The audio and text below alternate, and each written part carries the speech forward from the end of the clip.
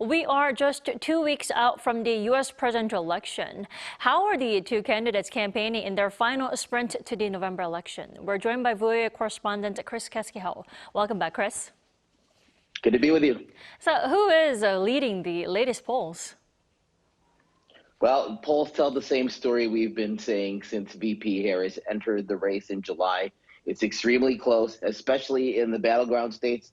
A Washington Post charter school poll of more than 5,000 registered voters was conducted in the first half of October. Among likely voters, 49% support Harris and 48% support Trump.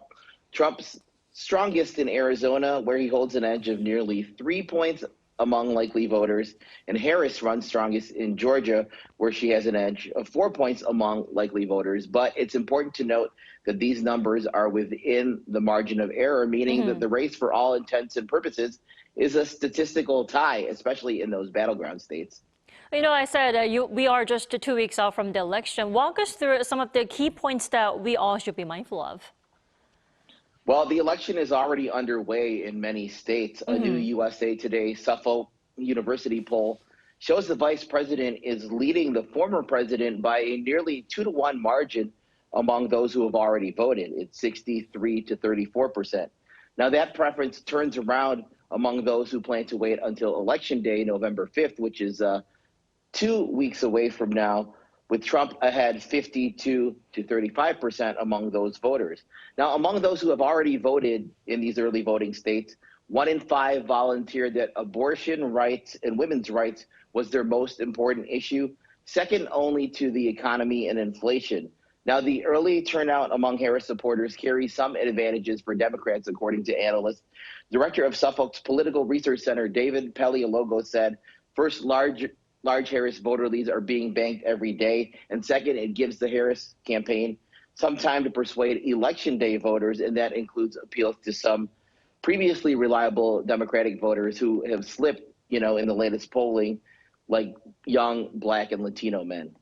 Well, escalating tensions over in the Middle East will inevitably play a significant role in the election. Harris is calling for a ceasefire in Gaza, whereas Trump is arguing Israel should target Iran's nuclear facilities. So let's talk about that.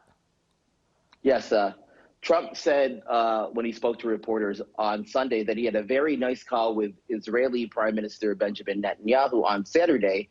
And he said that Netanyahu was asking what he thought. And Trump said that you do what you have to do, is what he told Netanyahu. Now, Vice President Harris on Saturday repeated her call for a ceasefire in Israel's war against Gaza and said it was important to seize the opportunity provided by the killing of Hamas leader Yahya Sinwar, who is the mastermind of the October 7th attack. Now, the Arab American Political Action Committee said last week it will not endorse neither Vice President Kamala Harris nor Republican former President Donald Trump, citing what it called their blind support for Israel's wars in Gaza and Lebanon. The November 5th elections will mark the first time that this Arab American Political Action Committee has chosen not to endorse a candidate since the group's founding in 1988. And it usually endorses Democrats. And this could make a difference in a state like Michigan, where the Arab American voting population is about 300,000. On top of the Gaza war, there is also the crisis in Ukraine. How are Harris and Trump reacting to the speculation that North Korean soldiers in Russia to fight with Russian forces in the crisis? Or how are the two sides expected to deal with the speculation?